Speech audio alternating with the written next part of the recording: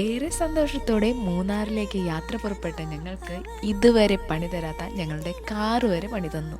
യാത്ര ഞങ്ങൾ ഉപേക്ഷിച്ചില്ല. അങ്ങനെ ദൂരങ്ങൾ താണ്ടി കുറച്ചീറനണിഞ്ഞെങ്കിലും മൂന്നാറിലെ ഇറാ റിസോർട്ടിൽ ഞങ്ങൾ എത്തിച്ചേർന്നു.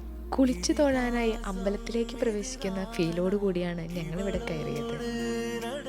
ഹണിമൂൺ ആഘോഷിക്കുന്ന കപ്പിൾസിന് വേണ്ടി റൊമാൻറ്റിക് ഫീലോട് കൂടിയാണ് ഇവിടുത്തെ റൂംസ് അറേഞ്ച് ചെയ്തിരിക്കുന്നത്. ജാക്യൂസി ആൻഡ് പ്രൈവറ്റ് പൂൾ വില്ലാസ് ഇവിടെ അവൈലബിൾ ആണ്. ഓരോ ദിവസവും ഓരോ വെറൈറ്റി ഫുഡ്സാണ് ഇവരുടെ മറ്റൊരു പ്രത്യേകത. എനിക്കിവിടെ ഏറെ ഇഷ്ടപ്പെട്ടത് ഇവരുടെ ടീ സ്പോട്ടാണ്. അസ്തമയ സൂര്യനെ മധുവരോളം നോക്കിയിരിക്കാം.